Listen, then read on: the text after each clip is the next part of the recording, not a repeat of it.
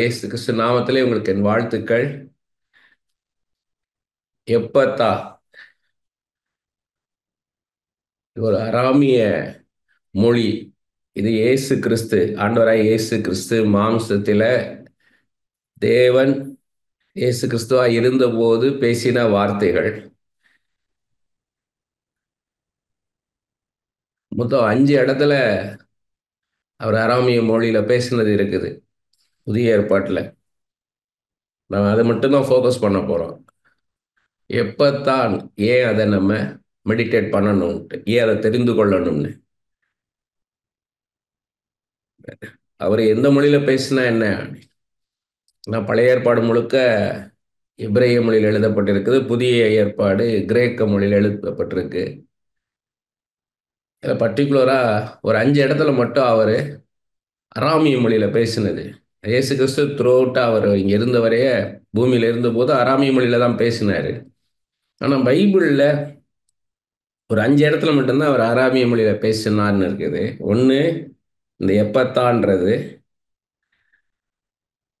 ரெண்டாவது அந்த எவிரிவின் மகளை எழுப்பும்போது தலித்தாகுமி, சிறு பெண்ணே எழுந்திரு, மார்க் 5ஆம் அதிகாரம் 41வது வசனத்தில் இருக்கு. தலித்தா குமீன், தலித்தா குமி அப்படின்னு இருக்குது. அது அராமிய மொழி. இந்த இது எப்பத்தான்றது மார்க் 7:34, திறக்கப்படுவாயாக அப்படின்னு அர்த்தம் எப்பத்தா அப்படின்னா. அடுத்தது மார்க் 7ஆம் அதிகாரம் 11வது வசனத்தில் கொர்பான் அப்படின்றாரு, ஒரு காணிக்கை குறித்து, ஒரு கிஃப்ட். கொர்பான் அப்படின்னா கிஃப்ட், அது அராமிய மொழி.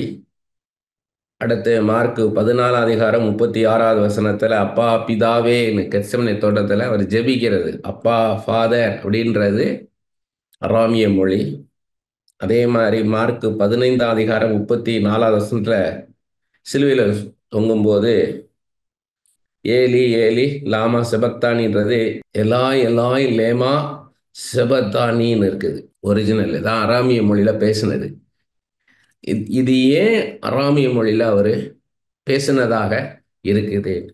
இதை எப்படி நம்ம பார்க்க போகிறோம்னா, இந்த விஷயத்த அப்போஸ்தலனாகிய பேதுரு நம்மோட பேசுகிற மாதிரி இதை நினச்சி தான் இந்த இந்த பைபிள் ஸ்டடி நம்ம பார்க்க போகிறோம். இந்த இடத்துல என்னைய பார்க்காதீங்க, அப்போஸ்தலனாகிய பேதுரு நம்ம மத்தியில் உட்கார்ந்து இதை பேசுகிற மாதிரி நினச்சி பார்த்தா இது சரியாக நம்ம புரிந்து கொள்ளலாம். ஏன்னா இது மார்க் எழுதினது 4 சுவிசேஷங்களில், மத்தேயு, மார்க்கு, லூக்கா, யோவான், இந்த 4 சுவிசேஷங்களில் முதலாவது எழுதப்பட்டு வெளிவந்தது மார்க் எழுதினது தான். அதுக்கப்புறம் அதை பார்த்து தான் மத்தேயு, அவங்க லூக்கா, அவங்கெல்லாம் எழுதினாங்க. அந்த காலத்தில் சுருள் இருக்கும். அந்த சுருளை பார்த்து ஒவ்வொருத்தரும் எழுதிக்கிடணும். அப்படி தான் ஒவ்வொருத்தராக எழுதி எடுத்துக்கணும். இப்போ எனக்கு வேணால் நான் போய் ஃபுல்லாக பார்த்து நான் எழுதிக்கிடணும். இப்படி எழுதி எழுதி வந்தது தான். இதில் மார்க் 16ஆம் அதிகாரம் 8வது வசனத்து வரைக்கும் தான் இருந்திருக்கு. அப்புறமா மிச்சம் இதெல்லாம் ரெஃபர் பண்ணி தான் மீதி அந்த 20 வசனங்கள் வரைக்கும் எழுதியிருக்கிறாங்க. இது இப்போ மார்க் அவர் சுயமாக எழுதலை. பேதுரு சொல்ல சொல்ல இவர் கேட்டு எழுதினாரான்னா அப்படி இல்லை. எரேமியா சொல்ல சொல்ல பாருக் எழுதினான் இருக்கும், எரேமியா புஸ்தகம். அதே மாதிரி பவுல் சொல்ல சொல்ல தீமோத்தேயு எழுதினாருன்னு இருக்கும். அது மாதிரி இல்லை. இது பேதுரு பிரசங்கங்கள் பண்ணும்போது அந்த பிரசங்கத்தை கேட்டு மார்க் எழுதினது. ஸோ இதை நேரடியாக நம்ம எப்படி புரிஞ்சுக்கணும் இது சரியாகனா, அப்போஸ்தலனாகிய பேதுரு நம்ம மத்தியில் நின்று பேசினார்னா எப்படி இருக்குமோ அப்படி நம்ம நினச்சி பார்த்தா தான் இதோடைய எசன்ஸ் நம்மளுக்கு கிடைக்கும், இதோடைய உள்ள சாரம் நமக்கு கிடைக்கும். பாருங்க, மார்க் 7ஆம் அதிகாரம் 31லேருந்து 37 வசனத்தில் கலிலேயா கடல் அருகே வந்தார்ன்னு இருக்குது. 31வது வசனத்தில் எந்த இடத்துல நடக்குதுன்னு சொல்றாரு. கலிலேயா கடல் அருகே வந்தார். 32வது வசனத்தில் அங்கே கொன்னை வாயுடைய ஒரு செவிடனை அவரிடத்தில் கொண்டு வந்து, கொன்னை வாயின்றாரு, செவிடன்றாரு. கொன்னை வாயின்னா சரியா பேச வராது. செவிடன்னா காது கேட்காதவன், deaf and had difficulty speaking. அவர் தமது கையை அவன் மேல் வைக்கும்படி வேண்டிக் கொண்டார்கள். அப்ப கொஞ்சம் பேர் கூட்டிட்டு வந்திருக்கிறாங்க இயேசு கிறிஸ்துட்ட. அவர் கையை வந்து அவன் மேல வச்சா போதும், அவன் வைங்கன்னு சொல்லி கூட்டிட்டு வந்திருக்கிறாங்க. அப்பொழுது 33வது வசனம், அப்பொழுது அவர் அவனை ஜனக்கூட்டத்தை விட்டு தனியே அழைத்து கொண்டு போய் தம்முடைய விரல்களை அவன் காதுகளில் வைத்து உமிழ்ந்து அவனுடைய நாவை தொட்டு வானத்தை அண்ணாந்து பார்த்து பெருமூச்சு விட்டு எப்பத்தா என்றார். அதற்கு திறக்கப்படுவாய் என்று அர்த்தமாம். உடனே அவனுடைய செவிகள் திறக்கப்பட்டு அவனுடைய நாவின் கட்டும் அவிழ்ந்து அவன் செவ்வையாய் பேசினான். 35வது வசனம். இப்ப இதுல பாத்தீங்கன்னா 33வது வசனத்துல இவர் என்ன பண்றார்? அவங்க வந்து கையை வைக்கணும்னு வராங்க. ஏன்னா இது நம்ம எப்படி மினிஸ்ட்ரி பண்ணணும்ன்றதை தான் அப்படி கற்றுக் கொடுப்பாரு. அவர் தான் ஃபோர் மாடல், நமக்கு முன் உதாரணம் எப்படி ஒரு ஊழியத்தை செய்யணும்னு. உடனே அவன் மேல கை வைத்தார் அப்படின்லாம் இல்லை. அப்பொழுது அவர் அவனை ஜனக்கூட்டத்தை விட்டு தனியே அழைத்து கொண்டு போய், ஒரு இடத்துல பார்த்தீங்கன்னா ஒரு அவருடைய சகோதரர்களாக சொல்றாங்க, இயேசு கிறிஸ்துடைய சகோதரர்கள்லாம், ஒருத்தன் பிரபலமா இருக்கணும் எல்லார் முன்னாடியும் அதை பண்ணணும்லன்ற, எல்லார் முன்னாடியும் வந்து அந்த அற்புதத்தை செய்யணும் இல்லையா. ஏன்னா இவர் அற்புதம் செய்ய போறார் அப்படின்றது இவருக்கு தெரியும், அதனால எல்லார் முன்னாடியில செய்யணும் அப்படின்ட்டு. ஆனா இங்க என்ன பண்றான்னு கேட்டீங்கன்னா, இவருக்கு தெரியும் இப்ப இவனுக்கு வந்து ஒரு அற்புதம் நடக்க போகுது இவன் சரீரத்துல, இவர் செய்ய போறாருன்னு தெரியும். ஆனா அவனை ஜன கூட்டத்தை விட்டு தனியே அழைத்து கொண்டு போனார். இதெல்லாம் நமக்கு ஆண்டவர் கற்றுக் கொடுக்கிறது, எப்படி ஒரு மினிஸ்ட்ரியை பண்ணணும், ஒரு ஊழியத்தை எப்படி பண்ணணுன்றது. இங்க ஒரு ஹீலிங் கம் மிராக்கிள் மினிஸ்ட்ரி இங்க நடக்குது. அப்ப எப்படி சொல்றாரு பாருங்க, அவனை தனியே அழைத்து கொண்டு போய் என்ன பண்றார் பாருங்க, தம்முடைய விரல்களை அவன் காதுகளில் வைத்து, அவன் செவிடன் இருக்கான், காது கேட்க முடியாதவன், அவன் காதுகளில் வைக்கிறாரு. அடுத்து உமிழ்ந்து அவனுடைய நாவை தொட்டு. அப்ப இவர் கையில் என்ன பண்றாருன்னா உமிழ்நீரை எடுத்து அவன் நாவை தொட்டு அண்ணாந்து பார்த்து, வானத்தை அண்ணாந்து பார்த்து, அப்ப இவருக்கு மேல ஒருத்தர் இருக்கிறார்ன்றதை அங்க காமிக்கிறாரு.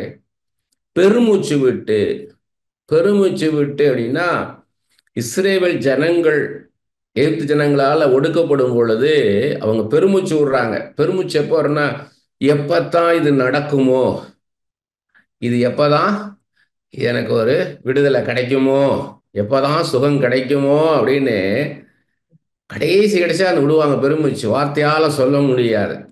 ஏன்னா நம்ம ரோமர் 8ஆம் அதிகாரத்துல பார்க்கிறோம், நாம் வேண்டிக் கொள்வது இன்னதென்று அறியாதிருக்கிறபடினால் வாக்கு கடங்காத பெருமூச்சுக்களோடு பிதாவினிடத்தில் வேண்டிக் கொள்வார் பரிசுத்த ஆவியானவர்.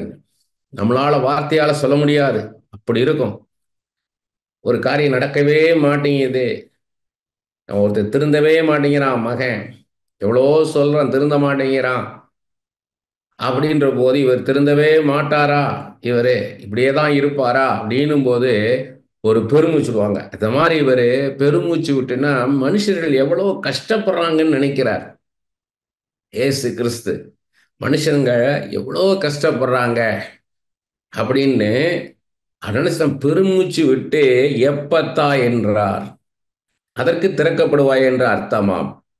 உடனே அவனுடைய செவிகள் திறக்கப்பட்டு அவனுடைய நாவின் கட்டும் அவிழ்ந்து அவன் செவ்வையாய் பேசினான். அப்ப இத வந்து ரொம்ப கவனமா படிக்கணும். இப்ப இது வந்து வேற, இதுல வந்து ஒரு விஷயத்த பார்த்தோம்னா, இப்ப நீங்க மத்தேயிலையோ மார்க்லயோ லூக்காலையோ யோவான்ல ஒரு விஷயத்த பார்த்தா அதுக்கு பேரலா மிச்ச காஸ்பல் எங்க இருக்குன்னு பார்க்கணும். இப்ப மார்க்ல இருந்தா மத்தேயில நமக்கு சொல்ல முடியாது.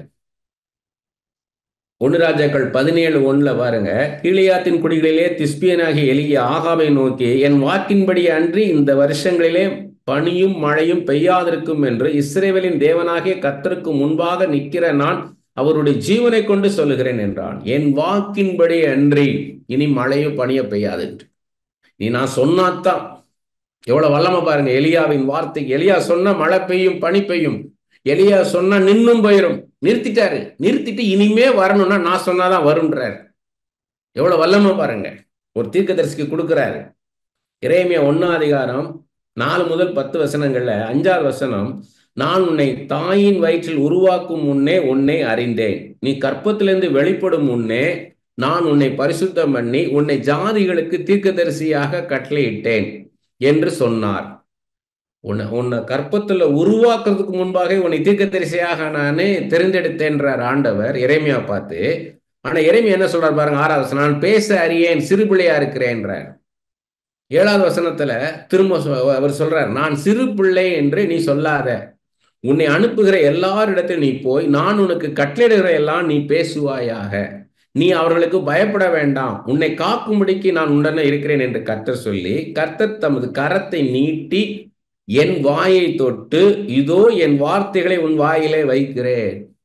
பாருங்க, ஒரு மிராக்கிள் டச், மிடாஸ் டச்ன்னு வாங்க, தொட்டதெல்லாம் தங்கமாகும். இங்க ஆண்டவர் தொடரார். அதுதான் டச். டச்ன்னு ஊழியக்காரங்க சொல்றது அதுதான். ஆண்டவர் என் வாயை தொட்டு, இதோ என் வார்த்தைகளை உன் வாயிலே வைக்கிறேன், பார், பிடுங்கவும் இடிக்கவும் அழிக்கவும் கவிழ்க்கவும் கட்டவும் நாட்டவும் உன்னை இன்றைய தினம் ஜாதிகளின் மேலும் ராஜ்யங்களின் மேலும் ஏற்படுத்தினேன் என்று கர்த்தர் என்னுடனே சொன்னார். உன்னை உருவாக்க முடியும், உன்னை அழிக்க முடியும். மரணமும் ஜீவன் நாவின் அதிகாரத்தில் இருக்கிறது, அதை விரும்புறது கனியை புசிப்பார்கள் இருக்காரு. அப்ப நீங்க பேசுற வார்த்தையில வல்லமை வேணும். ஆண்டவரே எனக்கு அந்த வல்லமையை தாரும் அப்பா, நீங்க ஜெபிச்சீங்கன்னா போதும். இயேசுவே எனக்கு அந்த வல்லமையை தாரும், நான் வியாதியை பார்த்து பேசும்போது வியாதி சுகமாகணும், அற்புதம் நடக்கணும், நடக்காத காரியம் நடக்கணும் ஐயான்னு கேட்டீங்கன்னா, அந்த வல்லமை எனக்கு வேணும் ஐயான்னு கேட்டீங்கன்னா கொடுப்பார். Ask it will be given இருக்கார், கேளுங்கள் கொடுக்கப்படும் இருக்கார், என் நாமத்தினால எதை கேட்டாலும் அதை அருளி செய்வேன் இருக்கிறார். அப்படி கேட்கணும், கேட்டு பெற்றுக்கொள்ளணும். 1 சாமுவேல் 3:19-21 வசனம், சாமுவேல் வளர்ந்தான், கர்த்தர் அவனுடனே கூட இருந்தார், அவர் தம்முடைய எல்லா வார்த்தைகளிலும் ஒன்றையாகிலும் தரையிலே விழுந்து போக விடவில்லை. சாமுவேல் கர்த்தருடைய தீர்க்கதரிசிதான் என்று தான் முதல் பெயர்செபா மட்டுமுள்ள சகல இஸ்ரவேலருக்கும் விளங்கினது.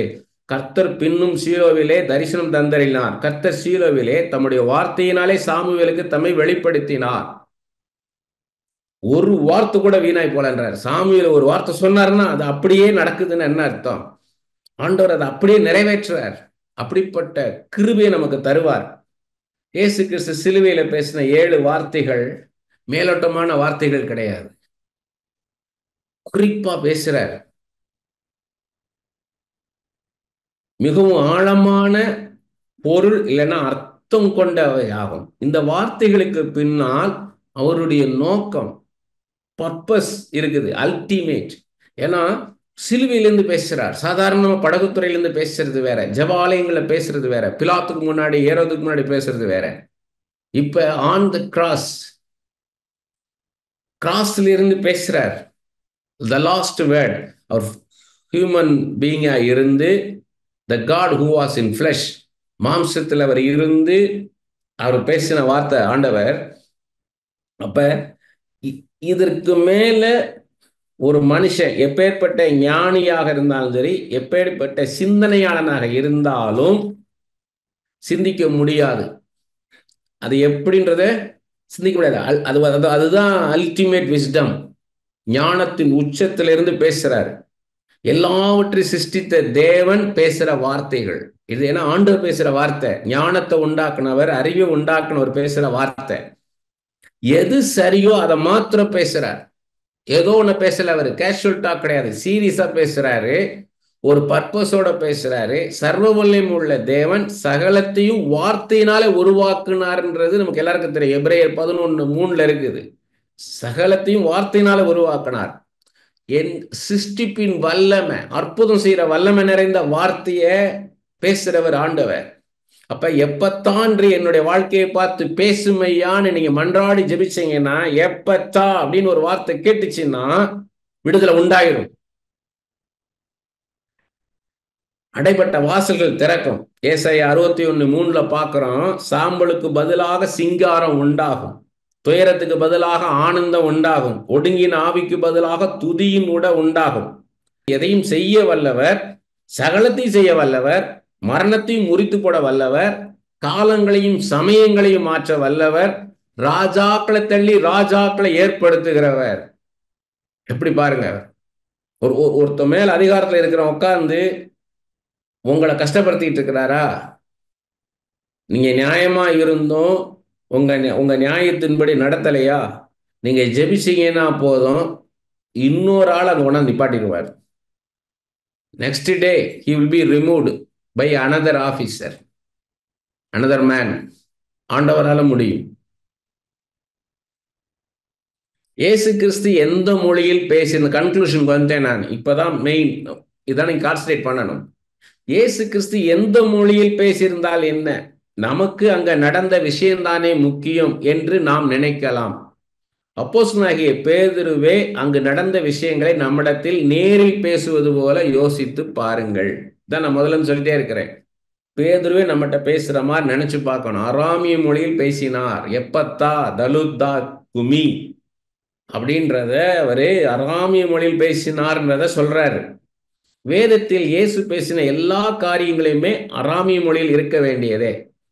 நமது புரிந்து கொள்ளுதலுக்காக அவை கிரேக்க மொழியிலும் அதிலிருந்து நமக்கு தமிழிலும் ஆங்கிலத்திலும் மற்ற மொழியிலும் மொழிபெயர்க்கப்பட்டது. பேதுரு தம்முடைய காதுகளில் கேட்டது அராமிய மொழியே. பேதுரு கேட்டது, அவர் காதுல கேட்டது அராமிய மொழி தான். ஏன் இந்த 2 சம்பவங்களை மாத்திரம் அராமிய மொழியில் சொல்ல வேண்டும் அப்படின்னா, first hand information or eye witness by apostle Peter. It brings actuality. ஆக்சுவலா எக்ஸாக்டா என்ன நடந்ததுன்றத அந்த எக்ஸ்பீரியன்ஸை நமக்கு தராரு. நாம தமிழில் தான் யோசிக்கிறோம். தமிழ் வழி சிந்தனை தான் நமக்கு இருக்குது. இப்ப நான் பேசுறேன்னா நான் தமிழ்ல நான் யோசிக்கிறேன். அதுக்கப்புறம் அதை இங்கிலீஷ்ல டிரான்ஸ்லேட் பண்ணி யோசிச்சு அதுக்கப்புறம் தான் தேர்ட் ஸ்டெப்பு தான் நான் இங்கிலீஷ்ல நான் பேசுறேன். ஒருவேளை இயேசு கிறிஸ்து பேசியிருந்தாருன்னா எப்படி இருந்திருக்கும் நம்ம யோசிச்சு பார்க்கணும். இப்ப நான் அந்த இடத்துல இருந்து அப்போஸ்தலனாகிய பேதுரு இருந்த இடத்துல நான் இருக்கிறேன். தமிழ்நாட்டில் இயேசு கிறிஸ்து இருந்திருக்கிறாரு. நான் அதை பேசுறேன் பின்னாடி அப்படின்னு என்ன பண்ணுவேன், திறக்கப்படுவாயாக அப்படின்னு ஆண்டவர் சொன்னாரு அப்படின்னு. இது அஃபினிட்டி கிடையாது, எக்ஸாக்டா அங்க என்ன நடந்தது. இப்போ பார்த்தீங்கன்னா சில எக்ஸாம்பிள் சொல்றேன், அப்ப இது உங்களுக்கு புரியும். சமீபத்தில் ஒரு பாஸ்டர் வந்திருந்தார். அவர் வெளிநாட்டுக்கு போயிருந்திருக்கிறாரு. வெளிநாட்டில் போயிட்டு இன்னொரு தேசத்துக்கு போகணும், ஃப்ளைட்டு மாதிரி போகணும். அப்போ திடீர்னு அவருடைய பேரை தமிழில் உச்சரித்து இன்னொரு குரல் கேட்டுச்சான். அவருக்கு ஆச்சரியமா இருந்ததான், தமிழில் என் பேரை யார் இந்த தேசத்தில் கூப்பிட்றான்னு திரும்பி பார்த்தா இன்னொரு பாஸ்டர். அவர் ரொம்ப சந்தோஷமா இருந்துச்சான். பாருங்க அது எப்படி இருக்குன்ட்டு. அதே மாதிரி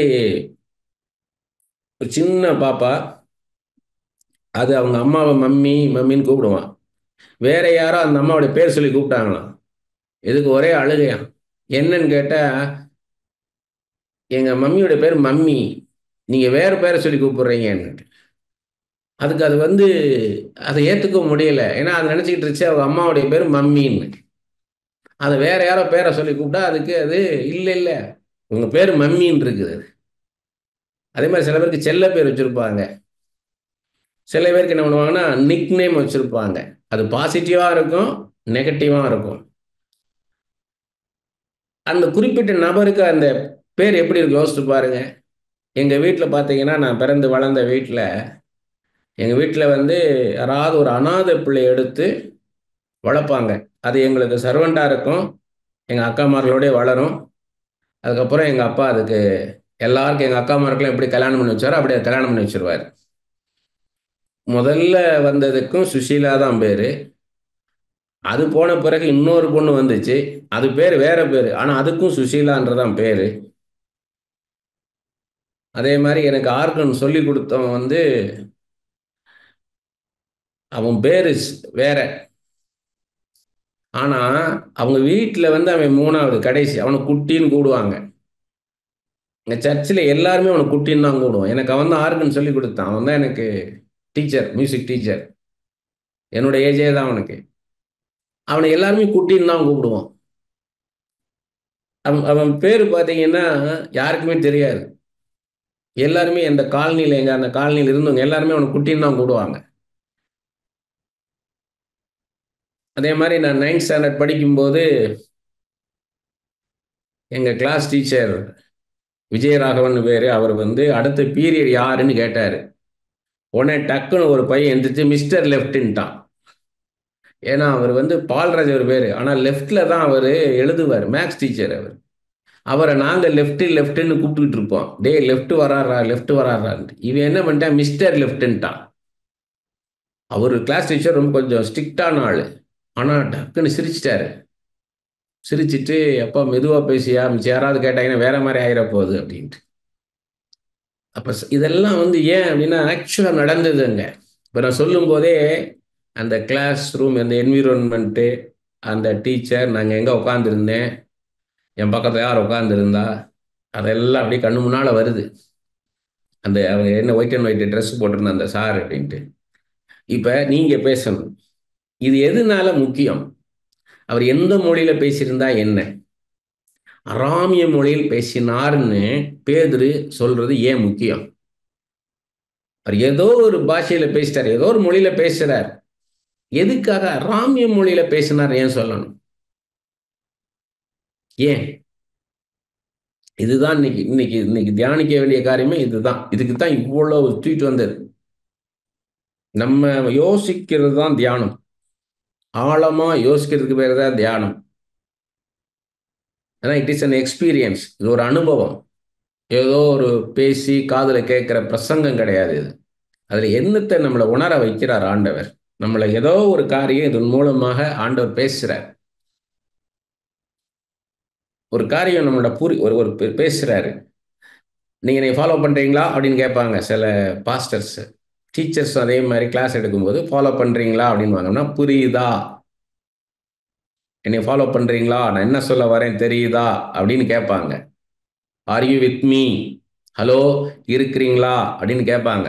ஆர் யூ வித் மீ அப்படின்னு கேட்பாங்க. அப்படின்னா புரியுதான்னப்பா, ஏசு கிறிஸ்து இந்த இடத்துல பேசுகிற மாதிரி நினைங்க. இந்த இடத்துல இப்போ பேதுரு விட்டுருங்க. ஏசு கிறிஸ்து நம்மகிட்ட கேட்கிறார், இதுல இருந்து what you understand from this incident அப்படின்னு நம்மகிட்ட கேட்கிறார். அப்படி நினைச்சு கேட்டீங்கன்னா தான் அந்த ரெவலேஷன் கிடைக்கும். இந்த ஒரு காரியம் பார்த்தீங்கன்னா அந்த ரெண்டுலையுமே தலித்தாகுமின்றத வச்சு தான் இப்போ சகோதரி பேசுறாங்க. தலித்தாகுமின் போது பார்த்தீங்கன்னா பேதுரு, யாக்கோபு, யோவான் இவங்க 3 பேரை மட்டும்தான் உள்ள கூட்டிட்டு போறார். அந்த தாய் தகப்பன், நீங்க பேசாதீங்க சிஸ்டர், நீங்க பேசுனீங்கன்னா ஏன் இது கட்டாயிரும், நான் பேசி முடிச்ச பிறகு நீங்க பேசுங்க, ஏன்னா இது அந்த மாதிரி ஒரு டிவைஸ் இது. தலித்தா குமி அப்படின்னு பேசும்போது, சிறுபெண்ணே எழுந்திருன்னு அவர் பேசும்போது பார்த்தீங்கன்னா தாரை ஊதி வைத்தார்கள். அங்கே அந்த பிள்ளையை அடக்கம் பண்ணுவதற்கான ஒரு காரியம் நடந்துகிட்டு இருக்குது. ஒரு சாவு வீடு மாதிரி தான் அங்கே நடந்துகிட்டு இருக்குது. கடைசியாக அந்த பிள்ளை செத்து போச்சு, புதைக்க போறாங்க, அதுக்கு தான் அங்கே நடந்துகிட்டு இருக்குது. அப்போ தான் தாரை வீதியில் பார்த்து அந்த பிள்ளை அவ தூங்கிட்டு தான் இருக்கிறான்ட்டார்.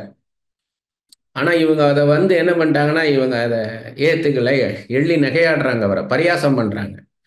அப்போ இவர் பேதுரு, யாக்கோபு, யோவானை மாத்திரம்தான் உள்ளே கூட்டு போகிறார். எல்லா ஸ்டேஷன்லையும் உள்ளே கூட்டிட்டு போகலை. இதெல்லாம் பாடம் நமக்கு. இப்போ நான் அதுக்கு கான்செப்ட் அதுக்கு வரலை நான். ஏன்னா நீங்கள் பார்த்தீங்கன்னா நம்ம ஊழியம் பண்ணும்போது நம்ம நல்ல விசுவாசம் உள்ளவங்களை வச்சுக்கிட்டு தான் நம்ம கூட கூட்டிகிட்டு போய் ஊழியம் பண்ணணும். விசுவாசம் இல்லாதவங்களை கூட்டு போனீங்கன்னா அவங்க அவங்களுடைய பயம், அவங்களுடைய சந்தேகம், அவங்களுடைய இருமனம்லாம் நம்ம விசுவாசத்தை அசைச்சு பார்த்துரும். அங்கே பார்த்தீங்கன்னா பேதுரு, யாக்கோபு, யோவான் மாத்திரம்தான் இன்னர் சர்க்கிளாக வச்சிருக்கிறார். மறுரூப மலையில பார்த்தீங்கன்னா அவங்க மட்டும்தான் இருக்காங்க கூட. இப்பயும் பார்த்தீங்கன்னா பேதுரு, யாக்கோபு, யோவான் மாத்திரம் உள்ள கூட்டு போறாரு. ஒரு வீட்டுக்குள்ளே தான் அந்த அற்புதம் நடக்குது. அதுக்கப்புறம் கதவை திறந்து இயேசு கிறிஸ்து வரும்போது எப்படி இருக்கும், அந்த பிள்ளை வெளியே வரும்போது எப்படி இருந்திருக்கும், அந்த பிள்ளைக்கு சாப்பாடு கொடுக்க சொல்றாரு, சாப்பிட்டுட்டு வெளியே வரும்போது எப்படி இருக்கும், அப்பதான் பாக்குறாங்க எல்லாருமே. உள்ள என்ன நடந்ததுன்னு தெரியாது. அப்புறம் தான் பேதுரு, யாக்கோபு, யோவான் இவங்கெல்லாம் சொல்லியிருப்பாங்க உள்ள என்ன நடந்தது, தாய் தகப்பன் சொல்லியிருப்பாங்க. அதே மாதிரி இங்க எப்பத்தானும் போது தனியாக தான் கூட்டு போய் பண்றாரு. அங்க எல்லாரும் முன்னாடி நடக்கல. எல்லாரும் அந்த எப்பத்தான்னு சொல்றதெல்லாம் எல்லாரும் கேட்கல. ஏன்னா தனியா பண்றாரு. அது ஒரு தனி வெளிப்பாடு. அது தனியா அது முக்கியம் இல்லை நமக்கு. ஏன் பேதுரு இந்த இடத்துல அவர் அராமிய மொழியில் பேசினார்ன்றாரு? அது மட்டும்தான் நம்ம ஃபோக்கஸ்.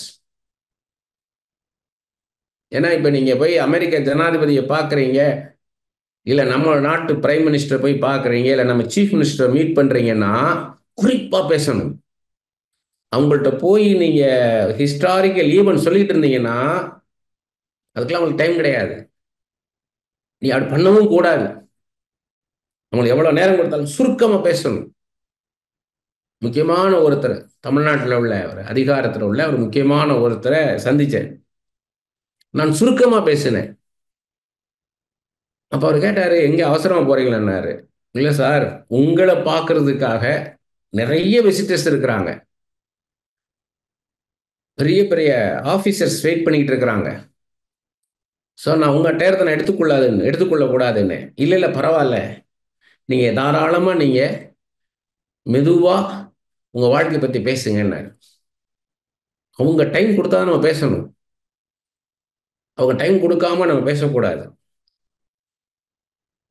ப்ரிசைஸா இருக்கணும். ஃபோக்கஸ்டா ஒரே ஒரு காரியத்தை மட்டும் பேசணும். அவங்களுக்கு எதை சொன்னா போதுமோ அதை மட்டும் சொல்லணும். அப்ப இந்த இடத்துல ஏன் அராமிய மொழியில் பேசினார்ன்றதான். இப்ப அவங்க சகோதரி சொன்ன மாதிரி ஒரு காரியம், அவன் அராமிய மொழி பேசுறவனா இருக்கிறதுனால அராமிய மொழியில பேசியிருக்கலாம். அருமையான வெளிப்பாடு அது. அந்த பிள்ளையா இருக்கட்டும், அந்த செவிடன் ஊமையா இருக்கிறவனா இருக்கட்டும், இங்க தலிதா குமின்றாரு, அங்க எப்பத்தான்றாரு. அவங்க அராமிய மொழி பேசுறவங்களா இருந்திருக்கலாம், அதனால அராமிய மொழி பேசினான்னு சொல்லியிருக்கலாம். ஒரு பாயிண்ட். அடுத்து இன்னும் இருக்குது இல்ல, யோபு புஸ்தகத்துல பாத்தீங்கன்னா நீங்க நல்லா உன்னிப்பா கவனிக்கணும், அப்படியே கவனிச்சு படிக்கணும். அந்த இடம் மாதிரி இடங்கள் எல்லாம் நீங்க அண்டர்லைன் பண்ணிக்கிடணும். என் ஆவி என்னை ஏவுகிறதுனாலே நான் பேசுகிறேன் அப்படின்னு ஒருத்தன் பேசுவான். அவனுடைய உள்ள இருக்கிற உள்ளார்ந்த மனுஷனுக்குள்ள ஒரு ஏவுதல் உண்டாகிறதுனால நான் பேசுறேன்றான். என் உணர்வுகள் என்னை உந்தி தள்ளுவதனாலே நான் பேசுகிறேன். அந்த மாதிரி உங்களுக்குள்ள அந்த அர்ஜி இருக்குதான்னு பார்க்கணும். சும்மா பேசணுமேன்னு பேசக்கூடாது. ஸ்பிரிட்ல இருந்து வரணும். உங்களுடைய உள்ள உணர்வுகள்ல உணர்ந்து அப்புறம் நீங்க பேசணும். அப்படி ஒரு உந்துதல் உண்டாகுதா உங்களுக்குள்ள அப்படின்னு பார்க்கணும். இப்படி இருந்திருக்கலாமோ, மேபி, மே நாட் பி, அப்படி நினைச்சு பேசணும். ரிலவெண்டா இருக்குமா, லாஜிக்கா இருக்குமா? 12 மணிக்கு 1 மணிக்கு அவன் எழுந்து சாப்பிட்டான் அப்படின்னு அப்படி இருக்கும். ராத்திரி 1 மணிக்கு அவன் எழுந்தான லாஜிக் இல்லை. அது மாதிரிலாம் லாஜிக்கல் திங்கிங் இருக்கணும். அந்த எக்ஸ்பீரியன்ஸ், அந்த அந்த அந்த அவருக்கு என்ன எக்ஸ்பீரியன்ஸ் உண்டானதோ அந்த மூமெண்ட்ல, அந்த மிராக்கிள் நடக்கும்போது என்ன, ஏன்னா அது பேதுரு கேட்டிருக்காரு. தனியா கூட்டிட்டு போய் பண்றாரு, ஆனா பேதுரு அதை நோட் பண்ணியிருக்கிறாரு. அது பேதுரு பார்த்துட்டே இருக்கிறாரு. இவர் பண்றதெல்லாம் மிச்சவங்களுக்கு தெரியும். ஏன்னா அங்க ஒரு ஊமப்படம் மாதிரி நடக்குது. ஊமப்படம் மாதிரி அவர் என்ன பண்றாரு, அவங்க செய்யறாரு. ஆனா ஒன்னே ஒண்ணு, அவர் ஆக்ஷன்ல தான் எல்லாமே இருக்குது. ஒன்னே ஒண்ணு, எப்பத்தான்றது மாத்திரம்தான் அந்த வேர்டு. அப்ப அது அவருடைய என்ன எக்ஸ்பீரியன்ஸ் பேதுருக்கு கிடைச்சதோ அதை அப்படியே நமக்கு கொண்டு வராரு. அருமையான வெளிப்பாடு. அதுதான் மெடிடேஷன். அந்த அனுபவம் நமக்குள்ள அந்த அது அது அந்த இடத்துல ரியலா நின்று சாதாரண யோசித்தீங்கன்னா போதும். பிளெயின் ஹார்ட்டடா யோசித்தா போதும். காம்ப்ளிகேட் பண்ணிக்காதீங்க உங்களே. நீங்க சாதாரண ஒரு சிறு குழந்தைகளை போல யோசிங்க. ஒவ்வொரு மொழியிலையும் ஒவ்வொரு புரிந்து கொள்ளுதல் இருக்கும். சரியாக எக்ஸாக்டா புரிந்து கொள்ளணும். இந்த அராமை மொழியில சொன்னாதான் எக்ஸாக்டா புரியும்ன்றதுனால பேதுரு அதை பேசியிருக்கலான்றார். எவ்வளவோ அற்புதங்களை செய்திருப்பார். ஏன்னா நம்ம அப்போஸ்தலன் யோவான் எழுதினதுல பார்க்கிறோம், கடைசி 2 அதிகாரத்துல இயேசு செய்த அற்புதங்கள் இன்னும் அநேகங்கள் உண்டு, அதையெல்லாம் புஸ்தகமா எழுதினால் உலகம் கொள்ளாது. அப்படி போல நிறைய இருந்திருக்கும். ஆனா இந்த ஒரு இம்பார்ட்டன்ட் இன்சிடென்ட்ன்றதுனால தான் பேதுரு அதை மார்க் அதை எழுதுறாரு. ஆமேன், ஆமேன். ரொம்ப அருமையான வெளிப்பாடு. இது வரை ஹிஸ்டரி கிடையாது. ஏன்னா பைபிள் ஒரு ஹிஸ்டரி புக்கு கிடையாது. முக்கியமான இன்சிடென்ட் மட்டும்தான் இருக்குது. நம்ம தான் தேடி தேடி தேடி காம்ப்ரிஹெண்ட் பண்ணிக்கிறோம். இதுக்கப்புறம் இது நடந்திருக்கும். இதுக்கப்புறம் இங்க காணவர் கல்யாணத்துக்கு வரதுக்கு முன்னாடி எங்க இருந்திருப்பாரு? காணவர் கல்யாணத்துக்கு அப்புறம் எங்க போயிருப்பாரு? அத்தி மரத்த பார்த்து பேசும்போது, அதுக்கு முன்னாடி எங்க இருந்திருப்பாரு? பின்னாடி எங்க இருந்திருப்பாரு? பர்திமேயு தாவீதின் குமாரனே, குமாரனே எனக்கு வா இறங்குன்னு சொல்லும்போது, அதுக்கு முன்னாடி என்ன நடக்குதுன்னா, நாம தான் தேடி தேடி கண்டுபிடிச்சு நம்ம அத ஒருங்கிணைச்சுக்கிறோம். ஒரு ஹிஸ்டரிய கொண்டாந்துக்கிறோம். டைம் ஃப்ரேம் கொண்டாடுறோம். பைபிள்ல முக்கியமான இன்சிடென்ட்ஸ் மட்டும் தான் இருக்குது. அப்படி அந்த சிஸ்டர் சொன்ன மாரி, ஏசு இந்த ஒருத்தனுக்கு மட்டும் எப்பத்தான் இருக்க மாட்டாரு. நெறைய இருக்கும். ஆனா, இந்த ஒரு இடம் வந்து முக்கியம்னு சொல்லி தான் அத இடம் பெற வச்சிருக்கிறாரு. அருமையான வெளிப்பாடு. இன்னைக்கு காலைல கூட பார்த்தீங்கன்னா, நானு சர்ச்சுக்கு போறதுக்காக இன்னைக்கு கால் டாக்ஸி புடிச்சுட்டு போவோம் நானு. அங்க போயிட்டு இன்னொரு இடம் போ வேண்டியிருந்தது. அப்ப கால் டாக்ஸில ஏறுறேன். சின்ன சின்னதா பிஸ்கட் பாக்கெட்டா இருக்குது அந்த டிரைவர் பக்கத்துல. நெறைய பிஸ்கட் பாக்கெட்டு. அப்ப நான் அவர்ட்ட கேட்டேன், "அம் உங்களுக்கு பசிச்சுன்னா இந்த பிஸ்கட் எடுத்து சாப்பிட்டுக்குவீங்களான்னு?" கேட்டேன். எனக்குள்ள இன்னொரு யோசனை இருந்துச்சு. இவரு வீட்ல சின்ன சின்ன பாப்பா ஏதாவது இருக்கும் போல, சின்ன பாப்பா யாராவது இருக்காங்க போல. அவங்களுக்கு கொண்டு போய் குடுக்கறதுக்காக வாங்கி வச்சிருக்காரு போல அப்டின்ட்டு. நான் முதல் கேள்வி கேட்டேன். "நீ பசிச்சா சாப்பிடறதுக்கு வச்சிருக்கீங்களான்னு?" கேட்டேன். உடனே அவர் சொன்னாரு, "இல்ல சார். அங்கங்க நானு சிக்னல்ல நிக்கும்போது பிச்சைக்காரங்க வருவாங்க. அவங்களுக்கு குடுக்கறதுக்காக இப்படி நான் வாங்கி வைப்பேன்." அப்படின்னு சொல்லி சொன்னாரு. ஒரு 10 பாக்கெட் வாங்குவாராம். ஒரு பாக்கெட் ரூ. 5 10 பாக்கெட் வாங்கி வச்சுக்குவேன். ஒரு நாளைக்கு ரூ. 50ன்னு கணக்கு வச்சிருக்கிறேன். ஸோ எங்கெங்க நான் சிக்னல் நிக்கிறேனோ பிச்சைக்காரன் வரும்போது குடுத்துருவேன் அப்படின்னு. அப்ப நான் சொன்னேன், பைபிள்ல வந்து இயேசு கிறிஸ்து என்ன சொல்லியிருக்காருன்னா, "நான் யார் மேல் இரக்கமா இருப்பேனோ, அவங்க மேல் இரக்கமா இருப்பேன். நான் யார் மேல கிருபையா இருப்பேனோ, அவங்க மேல கிருபையா இருப்பேன்றாரு." ஏன்னா, அதுக்கு அவங்க பாத்திரவானா இருக்கணும். சோம்பேறிக்கு சோம்பேறித்தனத்த வளர்க்கறதுக்கு நீங்க தீனி போட்டுறக்கூடாது அப்படின்னு. அவருக்கு ரொம்ப ஆச்சரியம். "இல்ல எல்லாருக்கும் குடுக்கணும்ல சார்" அப்படின்னாரு. "அப்படி கிடையாது. அவன் அதுக்கு பாத்திரவானா இருக்கணும். ஒருத்தன் வேலை பார்க்கறதுக்கு சோம்பல் பண்ணிட்டு பிச்சை எடுத்துக்கிட்டு இருப்பான். அவன வந்து நீங்க குடுத்தீங்கன்னா, அவன் சோம்பேறியாவே இருந்துருவான்" அப்படின்னு. அப்ப அத குறிச்சு நெறைய சொன்னேன். எனக்கு நடந்த சம்பவத்தெல்லாம் சொன்னேன் நானு.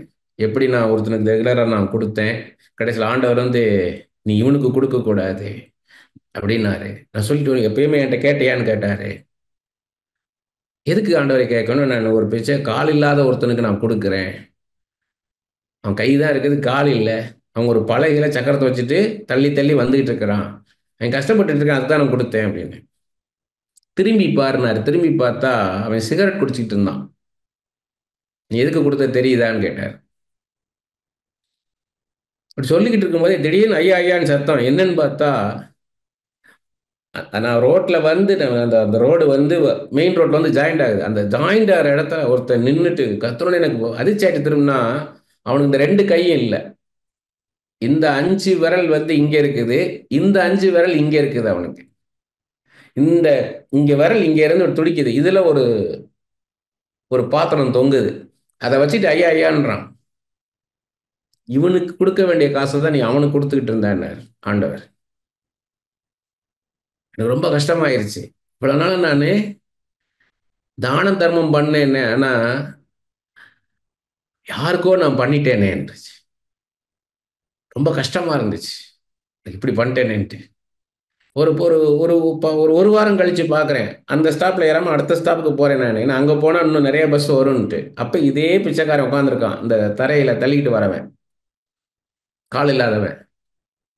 என் முன்னாடி அவர் ரொம்ப தூரம் தள்ளி போய்க்கிட்டு இருக்கேன். என் முன்னாடி ஒரு 7, 8 பேர் நார்த் இண்டியன்ஸ். நல்லா ஜைஜாண்டிக் ஃபிகர்ல போய்க்கிட்டு இருக்கிறாங்க. ஹிந்தியில பேசிட்டு போய்க்கிட்டு இருக்காங்க எல்லாரும். இவன் ரொம்ப கேட்குறான். "ஐயா! ஐயா! பசிக்குது. குடுங்க ஐயான்னு" கெஞ்சி கேட்டுக்கிட்டு இருக்கிறான். இவங்க கவனிக்கல. நான் அவங்கள தாண்டி போயிட்டாங்க அவன. உடனே கெட்ட வார்த்தைன்னு அவ்வளோ கெட்ட வார்த்தையில அவங்கள திட்டுறான் தமிழ்ல. அவங்களுக்கு எங்க தெரிய போகுதுன்ட்டு. அவங்க எல்லாரும் திட்டி டக்குன்னு நின்னாங்க. அந்த 7, 8 பேர் திரும்பி வந்தாங்க. ஒருத்தன் அப்படியே காலர பிடிச்சு தூக்கிட்டு தனக்கு நேரா நிறுத்தி வச்சுக்கிட்டு, "என்னடா சொன்னேன்றான்." ஒரு ஹிந்திக்காரங்க தமிழ்ல எப்படி பேசுவாங்களோ அது மாரி பேசுறான். "என்னடா சொன்னேன்ட்டு." தூக்கி ஒரு எறி எறிஞ்சான் அவன. "என்ன யாரையாவது இப்படி பேசினேனா இருக்குன்ட்டான்." இப்போ 2 இன்சிடென்ட் எனக்கு காமிச்சார். ஒண்ணு சிகரெட் குடிச்சிட்டு தான் வந்து கெட்ட வார்த்தை பேசிட்டு இருக்கான். ஒருத்தன் குடுக்கலன்னா அவனை எப்படி பேசுறான் பாருன்னு. இவனுக்கா நீ குடுத்தேன்ட்டு. இத அந்த டிரைவருக்கு சொன்னேன். அந்த கால் டாக்ஸி டிரைவருக்கு. அவருக்கு இது நம்ம காஸ்பல்னா ஏதோ நினைக்கிறோம். இதுதான் gospel. It is in the Bible.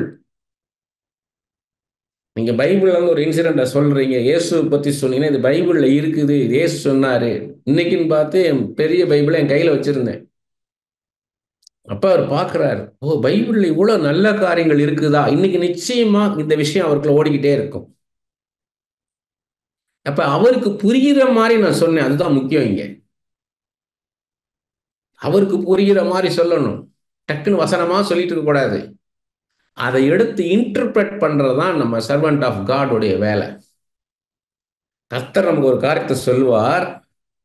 அந்த காரியத்தை எப்படி சொல்லணும்னு சொல்லுவார். அதான் ஞானத்தை போதிக்கும் வசனம்ன்றது வரம். இன்டர்பிரிட்டேஷன் ஆஃப் த டங்ஸ் அப்படின்றத ஒருத்தருடைய அவங்களுடைய புரிந்து கொள்ளுதலுக்கு ஏற்ற மாதிரி நம்ம நிறைய இங்கிலீஷ் வேர்டை நான் யூஸ் பண்ணல அவர்கிட்ட. தமிழ்ல அவருக்கு புரிகிற மாதிரி பேசினேன். அவர் நல்ல ஒரு எஜுகேட்டட் பர்சனா இருக்காருன்னா நம்ம இங்கிலீஷ் வேர்டு யூஸ் பண்ணலாம். ஆனா இந்த மாதிரி ஆட்கள்கிட்ட நீங்க பேசும்போது இங்கிலீஷ்ல பேசாம தமிழ்லயே பேசுறதுக்கு முயற்சி பண்ணணும். ஒரு மொழின்றது ஒரு கம்யூனிகேட் பண்றது. இங்க அப்படி இல்லை. இந்த விஷயம் அராமிய மொழியில பேசுறது அப்பாற்பட்ட விஷயம். இங்க வந்து பேதுரு வந்து நம்மளுக்கு சொல்றாரு, இயேசு கிறிஸ்து அராமிய மொழியில் பேசினார். அப்ப அவர் எந்த மொழியில ஒருத்தர் பேசினார்ன்றது எவ்வளவு முக்கியத்துவம் அப்படின்றதுதான் இங்க. ஜீசஸ் பேசினது எல்லாமே பார்த்தீங்கன்னா, அந்த 3.5 வருஷம் செஞ்ச ஊழியம் எல்லாமே பார்த்தீங்கன்னா, அராமிய மொழியில தான் பேசினார் அவர். அவர் கொர்பான்னு சொல்லும்போது அவர் கூட இருந்திருக்கிறாரு. பேதுரு கூட இருந்து பார்த்துருக்கிறாரு. கெத்செமனே தோட்டத்துல இவர் தூங்கிட்டாரு. அப்பா பிதாவே இந்த பாத்திரம் என்னை விட்டு நீங்க கொடுமானால் நீங்க கொடுட்டும்னு சொல்லும்போது அராமிய மொழியில தான் ஜெபிச்சிருக்காரு. அப்ப வந்து பேதுரு இதை கேட்கல. ஆனா மார்க்கிட்ட வந்து சொல்றாரு பேதுருன்னா அப்ப கேட்டிருக்காரு போல இருக்குது பேதுரு. நம்ம பார்க்குறோம் தூங்குனாருன்னு பார்க்குறோம். 1 மணி நேரம் விழித்திருக்க கூடாதாட்டு. ஆனா அதை வந்து அவங்க பேசினாருன்றாரு. அதே மாதிரி லாமா லாமா பக்தானின்னு சொல்லும்போது அப்பவும் பேதுரு கேட்டிருந்திருக்காரு. அதனாலதான் பேதுரு மார்க்கிட்ட சொல்றாரு அராமிய மொழியில பேசினாரு அப்படின்றாரு. குறிப்பா இந்த 5 இடம் தான் இருக்கு நமக்கு அராமை மொழியில் பேசினார்ன்றது. According to Bible. பைபிளுக்கு அப்பாற்பட்டு நான் போகல. பைபிளை வச்சுதான் நான் பேசுறேன். பிள்ளை கிரகாம்கிட்ட எனக்கு ரொம்ப பிடிச்ச விஷயம் பார்த்தீங்கன்னா, பைபிள்ல என்ன இருக்கோ அதை மட்டும் தான் பேசுவார். பைபிளுக்கு அப்பாற்பட்டு எதையுமே பேச மாட்டார். நிறைய பேர் நிறைய ஏஞ்சல்ஸ் பேரை சொல்லுவாங்க. அந்த ஏஞ்சல் பேர் இது, இந்த ஏஞ்சல் பேர் இது, அந்த ஏஞ்சல் பேருன்னா. ஆனா பில்லி கிரகாம் ஏஞ்சல்ஸ்னு ஒரு புக் எழுதியிருக்காரு. அதுதான் ஒண்டர்ஃபுல் புக்கு. ஏஞ்சல்ஸை பற்றி நல்லா நீங்கள் தெரிஞ்சுக்கிடணும்னா பெஸ்ட் புக்கு பில்லி கிரகாம் எழுதின புக்கு தான். அதில் கேப்ரியல் மைக்கேல் இந்த 2 பேர் தான் நம்மளுக்கு பைபிளில் இருக்குது. மிச்சம் எந்த ஏஞ்சல் பேரும் கிடையாது நம்ம கையில் இருக்க பைபிளில். அந்த 2 பேரை மட்டும்தான் மென்ஷன் பண்ணி அவர் புக்கு முழுக்க எழுதியிருக்கிறார். அந்த ஏஞ்சலிக் மினிஸ்ட்ரியை பற்றி எழுதியிருக்கிறார். ஏஞ்சல்ஸ் அபவுட் ஏஞ்சல்ஸ் அந்த ரேம் ஸ்பிரிச்சுவல் ரேம் பற்றி எழுதியிருக்கிறார். அருமையான புக்கு. அது மாதிரி பார்க்கும்போது இந்த இதுலேயே நான் பைபிள் மட்டும்தான் நான் வச்சு பார்க்குறேன். நான் ஏன் இந்த இடம் இந்த இடத்துல எல்லாம் அராமிய மொழியில பேசினார் அப்படின்றது இன்னும் பிடிபடலை எனக்கு. சின்ன வயசுல இருந்து அராமிய மொழியில தான் பேசினார்னு இருக்குது. ஆனா அன்னைக்கு இருக்கிற காலகட்டத்துல இப்ப பேதுரு பவுல்லாம் பார்த்தீங்கன்னா அவங்க ஹீப்ரூஸும் கிரீக்கும் தெரிஞ்சவங்களா இருந்திருக்கிறாங்க. லூக் எல்லாம் பார்த்தீங்கன்னா கிரீக்ல தான் வராரு அவரு. பவுல் வந்து இஸ் an எக்ஸ்பர்ட். அவர் ஹீப்ரூலையும் பேசுவாரு, கிரீக்லையும் பேசுவாரு, 2லையும் எழுதுவாரு. அப்ப அது இது இயேசு கிறிஸ்து ஆண்டவர், எல்லா மொழிகளுக்கும் அப்பாற்பட்டவர். மொழிகளுக்கெல்லாம் அப்பாற்பட்டவரை ஏன் இந்த மொழியில பேசினார்னு நம்ம ஏன் டிஸ்கஸ் பண்ண நினைப்போம். ஆனா இதுவும் முக்கியம்ன்றதுனால தான் அதை நம்ம ஃபோக்கஸ் பண்றோம். இப்போ ஜெராக்ஸ்ன்றோம். ஜெராக்ஸ் எடுத்துட்டு வருவோம். ரெண்டு பேப்பர் ஜெராக்ஸ் எடுங்க, 3 காப்பி ஜெராக்ஸ் எடுங்கன்றோம். ஜெராக்ஸ்ன்றது அந்த ஜெராக்ஸ் மிஷினை கண்டுபிடிச்ச சயின்டிஸ்ட் பேரு ஜெராக்ஸ். ஒரு குறிப்பிட்ட ரீஜியன்ல அந்த அராமிய மொழி பேசியிருக்கிறாங்க. ஆனா, நிறைய பேத்துக்கு போய் ரீச் ஆகணும்னு தான் ஹீப்ரூஸ்லயும், கிரீக்லயும் எழுதியிருக்கிறாங்க. இப்ப இது அராமிக்லயே இந்த ஃபுல் பைபிள் தானியேல் புஸ்தகத்தெல்லாம் பார்த்தீங்கன்னா, ஒரு பகுதிக்கு மேல அராமிக் மொழியில தான் இருக்குது. தானியேல் புஸ்தகம் வந்து ஹீப்ரூஸ்ல இருக்குது. அதுக்கப்புறம் ஒரு சர்டன் போர்ஷன்ஸ் வந்து அராமிய மொழியில எழுதியிருக்குது. அப்ப ஒரு ஒரு மாஸ் ரீச் ஆகுறதுக்கு அது வந்து ஒரு தேவையா இருக்குது. ஒரு 100 பேர் இருக்காங்க ஒரு இடத்துல, நீங்க பேச போறீங்க. 99 பேருக்கு இங்கிலீஷ் தெரியும். ஒருத்தருக்கு மட்டும் இங்கிலீஷ் தெரியாது அப்படின்னா, அந்த 99 பேருக்கு தெரிந்த இங்கிலீஷ்ல தான் நீங்க பேசி ஆகணும். மேக்ஸிமம் எவ்வளவு பேருக்கு ரீச் ஆகுமோ அந்த மொழியில பேசினா ரீச் ஆகும். ஆனா இந்த இடத்துல ஸ்பெசிஃபிக்கா ஸ்போக்கன் இன் அராமிக் அப்படின்னு சொல்றாரு. அப்ப சில இடங்கள்ல நம்ம அப்படி பேச வேண்டி வரும். குறிப்பா ஃபர்ஸ்ட் சொன்னாங்க இல்லையா, அவங்க சிஸ்டர் சொன்னாங்க இல்லையா, வந்து அந்த பொண்ணுக்கு அராமிய மொழி தெரியுன்றதுனால தலிதா குமி அப்படின்னு சொல்லி சிறு பெண்ணே எழுந்துருன்னு அந்த பிள்ளைக்காக பேசியிருக்கலாம். அதே மாதிரி அவன் அந்த எப்பத்தான்னு சொன்னது அவனுக்கு அராமிய மொழி ஃபெமிலியரா இருந்திருக்கும், அதனால அராமிய மொழி பேசியிருக்கலாம். இன்னொரு பிரதர் சொன்னாரு, அது வந்து ஒரு அனுபவம். அந்த இடத்துல வந்து அப்படியே அந்த காதுல கேட்டது. வில்லியம் பார்க்லே சொன்ன மாதிரி அந்த இடத்துல பேதுரு அந்த லாங்குவேஜ்ல கேட்டார்.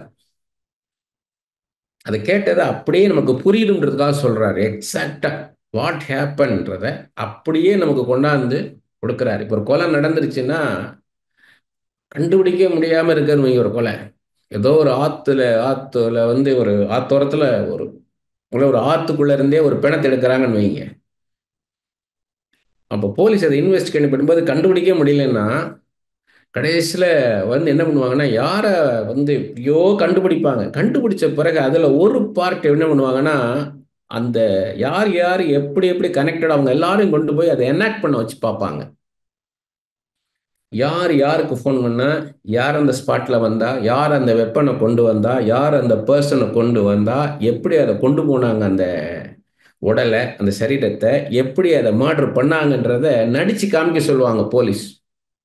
நடிச்சு காமிக்க சொல்லி அதை அப்படியே பார்ப்பாங்க போலீஸ், என்ன நடந்திருக்குன்றத ஆக்சுவலா நடந்த பண்ணி காமிக்க சொல்லுவாங்க. அது மாதிரிதான் இதை நான் பார்க்கிறேன். என்ன நடந்தது, ஆக்சுவலா என்ன நடந்ததுன்றத பேதுரு வந்து சொல்லி காமிக்கிறார். கிரௌட்ல இருந்து தனியா கொண்டு போனாரு. ஏன் கிரௌட்ல இருந்து தனியா கொண்டு போனார்? எல்லாருக்கும் முன்னாடி அவனுக்கு எப்படி இருந்திருக்கும் யோசித்து பாருங்க. ஒரு ஊமை, செவிடன். செவிடன்ட்ட எப்படி நீங்க பேசுவீங்க? ஒரு ஒரு காது கேட்காதவன்ட்ட இப்படி எப்படி பேசுவீங்கன்னா ஆக்ஷனை தான் பேசணும். எல்லாருக்கும் அந்த ஆக்ஷன் வருமா? வராது. என் ஒய்ஃப் சொல்லுவா, அவங்க பாட்டி வீட்டில் அவங்க அவங்க தாத்தா வந்து ஒரு ஊமையை வளர்த்தாங்க. அந்த ஊமை எப்பயுமே அவங்க அவங்க இந்த செவிட்டு ஊமை எப்பயுமே அவங்க தாத்தாவோடையே இருப்பானா அந்த மனுஷன். நான் பார்த்துருக்கேன், நான் கல்யாணம் புதுசில் பார்த்துருக்கிறேன். அவங்க இவங்களாம் நல்லா பேசுவாங்க, என்னால் பேசவே முடியாது. அவன் இப்படி இப்படின்னுவான். இப்படி இப்படின்னா என் ஒய்ஃபுடைய தாத்தா அது. அவர் வைரத்தில் கடுக்கன் போட்டிருப்பார். அப்படின்னா அப்படி ஒவ்வொன்றுக்கும் ஒவ்வொன்று வச்சிருப்போம். ஒருத்தர் இப்படின்வான் அப்படின்னா, ஒருத்தர் கிருதா வச்சிருக்கிறவர் அவங்க சித்தப்பா ஒருத்தர். அப்படி அவன் இவங்க நல்லா பேசுவாங்க, அவன்கிட்ட என்னால் பேச முடியாது. ஏன்னா அவங்களுக்கு பழக்கம், சின்னதுலேருந்தே அவரோட பேசி பேசி பழக்கமானதுனால என் மாமியார் என் ஒய்ஃப் எல்லாம் நல்லா பேசுவாங்க. என் சின்ன மாமியார்லாம் பேசுவாங்க, சாதாரணமாக பேசிகிட்டு இருப்பாங்க இவங்க வாட்டுக்கு. எனக்கு ஒன்றும் புரியாது. இவங்க என்ன சொல்றாங்க, அவன் புரிஞ்சுக்கிட்டு அவன் என்ன சொல்றான், இவங்க சாதாரணமா ஒரு வாய் வழியா பேசுற மாதிரி காதுல கேட்ட மாதிரி பேசிட்டு இருப்பாங்க. அப்ப இந்த இடத்துல வந்து ஒரு மௌன மொழி நடக்குதுங்க. ஒரு ஊமை பாஷையில ஒரு தனியா கூட்டிட்டு போறாரு. அவன் எவ்வளவு ஒரு காம்ப்ளெக்ஸ்ல இருப்பான். அந்த மாதிரி ஆட்கள் பயங்கர காம்ப்ளெக்ஸ்ல இருப்பாங்க. ஒரு இன்ஃபீரியாரிட்டி காம்ப்ளெக்ஸ் இருக்கும் அவங்களுக்குள்ள.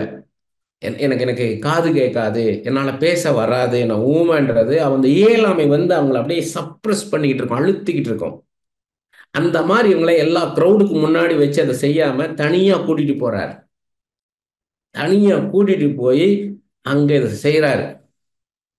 அப்பதான் ஒரு சாதாரண வார்த்தைய இயேசு பேசும்போது அங்க அற்புதம் நடக்குது. திறக்கப்படுவாயாக, எப்பத்தா அப்படின்னு சொல்லும்போது அவன் மேல பவர் வந்துருச்சு. அவன் திறந்துருச்சு, அவன் வாய் திறந்துருச்சு, காது கேட்டுருச்சு. திருப்பி வரும்போது எப்படி வந்திருப்பான் யோசித்து பாருங்க. திருப்பி இயேசு கிறிஸ்து அவனை கூட்டிட்டு முதல்ல இவர் தான் கையை பிடிச்சு கூட்டு போறாரு. ஆனா அவன் வருவதை ஓடியாந்து இருப்பான். ஓடி பார்த்து, நான் பேசுறேன், நான் பேசுறேன், நான் பேசுறேன், எனக்கு பேச்சு வருது, காது கேட்குது, காது கேட்குதுன்னு. அப்படியா? நான் சொல்றது என்ன தெரியுதா? நான் சொல்றது என்னன்னு நீ கேட்கிற? உன் உன் பேர் என்ன? யார் உன் காது தந்தை? அவர் அவர் யாரு? இயேசு கிறிஸ்து. இவங்க கேட்கிற கேள்விக்கெல்லாம் பதில் சொல்லியிருப்பான். அவனுக்கு காது கேட்குது. எப்படி சந்தோஷப்பட்டிருப்பான் யோசித்து பாருங்க. பெரிய அற்புதம். எனக்கு எனக்கு நம்ம வாய் பேச வராதவன் பேசுறான். எப்படி அவனுக்குள்ள இருக்க சந்தோஷம் எப்படி இருந்திருக்கும்? இத எங்க ஆரிஜின் கேட்டீங்கன்னா, என்ன நடந்த அந்த ஆரிஜின், அவன் எப்பத்தான் அராமி மொழியில் பேசினார். இந்த அற்புதத்துக்கு ரூட் எங்க ஆரம்பிச்சுன்னு கேட்டீங்கன்னா, அவன் தனியா கூட்டிட்டு போய் அவன் அவன் அவன் பாஷையிலேயே அவனை கம்யூனிகேட் பண்றாரு. அவன் காதை தொடுறாரு, கையில உமிழ்ந்து அதை நாக்க தொடுறாரு, தொட்டுட்டு பெருமூச்சு விட்டு, அவன் விடுற பெருமூச்சு, அவ்வளவு வருஷம் விட்ட பெருமூச்சு, இவர் அந்த பெருமூச்சை விட்டு ஆணத்தை அண்ணாந்து பார்த்து எப்பத்தான்றார். ஒரே ஒரு வார்த்தை, முடிஞ்சிருச்சு விஷயம். வாழ்க்கையே அவனுக்கு விடிஞ்சிருச்சு. இதுதான் விஷயம், ஆக்சுவல் பிக்சர். ஒரு பெரிய அற்புதம். அதே இயேசு கிறிஸ்து இன்னைக்கு இருக்கிறார்ன்றதான். இதே கிறிஸ்து இன்னைக்கு இருக்கிறார். என்னை பார்த்து நீங்க பேசுங்கப்பான்னு சொல்லி கேளுங்க. என் வாழ்க்கையை பார்த்து பேசுங்க, என் பிள்ளையை பார்த்து பேசுங்க, என் நோயை பார்த்து பேசுமையா. பி ஹீல்டு, சுகம் உண்டாவதாக. எப்பத்தா, உன் நோய் இன்னையோட தீர்ந்துச்சு, எப்பத்தான்னு சொன்னா போதும். இன்டெலிஜென்ஸ் இல்ல, கம்பேஷன் தான் ரிலீஸ் ஆகிக்கிட்டு இருக்குது. ஏதோ லாங்குவேஜ் இல்ல, கம்பேஷன். அவுட் ஆஃப் கம்பேஷன் பண்றாரு. சாதாரண ஒரு மனுஷனை போல பேசுறார். சாதாரண மனுஷனை போல பேசுறார். மனுஷனோட மனுஷனா, கிரேக்கனுக்கு கிரேக்கனாம், யூதனுக்கு யூதனாவும் இருந்தேன்னு பவுல் சொல்றார் பாருங்க. அது மாதிரி அராமியனுக்கு அராமியனாக இருந்தார், ஊழியம் செய்தார். இதான் வெளிப்பாடு. இதுக்காக நான் எவ்வளவு போராடினேன் தெரியுமா உங்களுக்கு? இது இப்ப நான் பேசுற வெளிப்பாடு.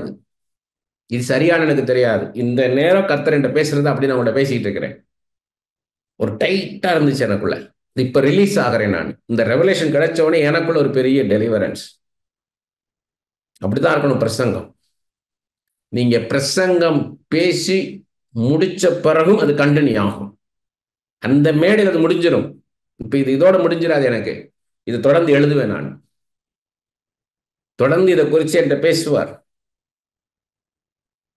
ஒரு புஸ்தகமா கூட வரலாம். கர்த்தருடைய நாம மகிமைப்பட சொல்றேன். எப்பத்தான் ஒரு புஸ்தகமா கூட எழுது. ஏன்னா இது பெரிய அற்புதம். அநேகருக்கு இது அற்புதத்தை உண்டாகும். நிறைய பேருக்கு இன்னைக்கு டெலிவரன்ஸ் அவசியமா இருக்கு.